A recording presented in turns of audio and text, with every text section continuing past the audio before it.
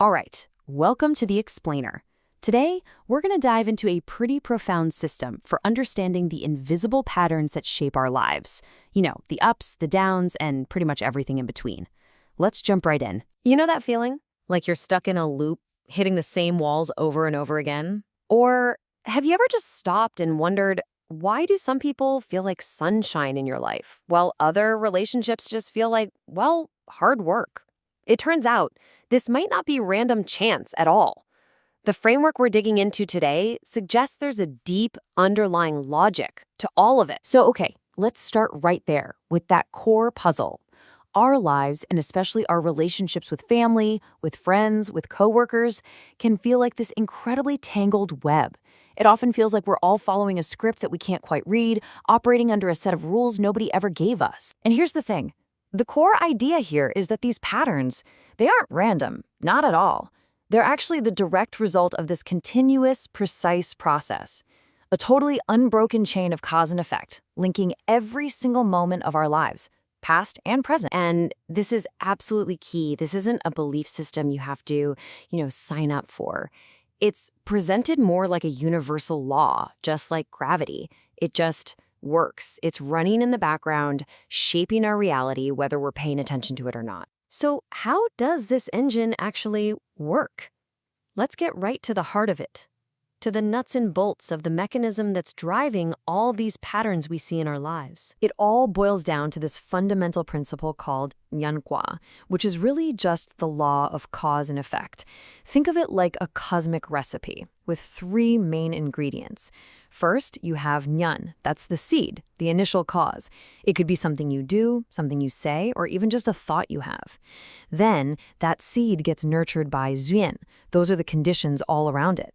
And finally, when the time is right, you get Kwa, the fruit, the result that actually shows up in your life. To really get this, let's use a simple analogy, a mango seed.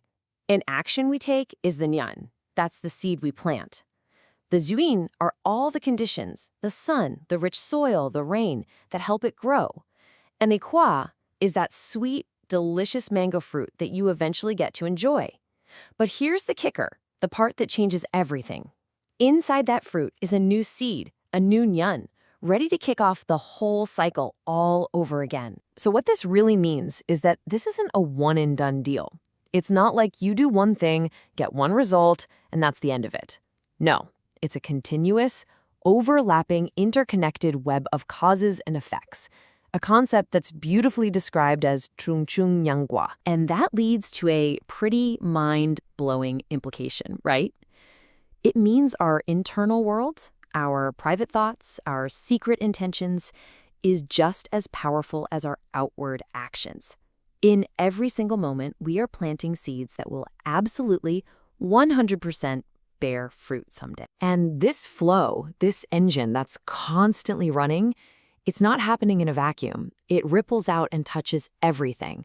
It shapes our family life, it defines our friendships, it steers our career, and it even forms our deepest, most fundamental sense of who we are. And if you want to see this in action, really see it clearly, you just have to look at our closest relationships, the deep bonds, and also the friction that we have with our family. They're seen as the clearest possible reflection of these wholesome and unwholesome streams playing out in real time. Okay, so if we're constantly planting these seeds that create our reality, what does that mean for something we all chase? Happiness. Well, this framework makes a really critical distinction between two very, very different kinds of joy. We're presented with two paths. On one hand, you've got tamhil, or craving joy. We all know this one. It's that rush you get from achieving something, from getting that promotion, from buying that thing you wanted. The problem? It's totally unstable, because it's always tied to the fear of losing it. But then there's another way, tianhi, or wholesome joy. This kind of happiness comes from a completely different place. It comes from giving, from service, from acting with a good heart. And this joy, it's stable, it's peaceful, and it leads to a genuine sense of well-being. And this just hits the nail on the head. It perfectly explains the trap of craving joy. The very second we get our hands on something we desperately wanted, a new seed is planted right alongside it, the fear of it being taken away.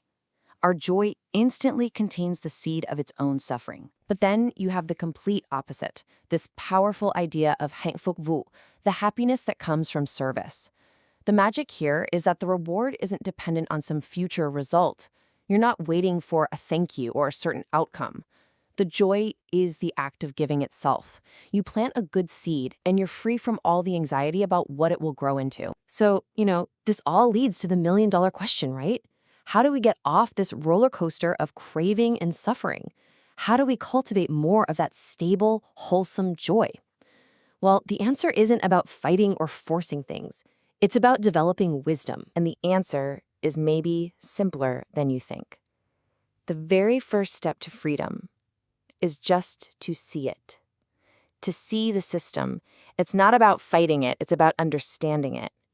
It begins with simply watching, with recognizing these cause and effect patterns as they play out in your own thoughts, your words, and your actions every single day. And there's actually a really clear 3-step path for developing this kind of wisdom. First is Chivan, which is to learn and hear the principles. That's what we're doing right now. The next crucial step is Chitu, to really think about it. So reflect and contemplate how this stuff actually shows up in your own life. And finally, there's Chitu, to go beyond thinking and actually practice, to experience this reality directly for yourself through things like mindfulness, turning head knowledge into true lived wisdom. So when you put it all together, this framework doesn't just explain life. It hands the keys right back to you. It suggests an incredible amount of power and responsibility lies in our own hands.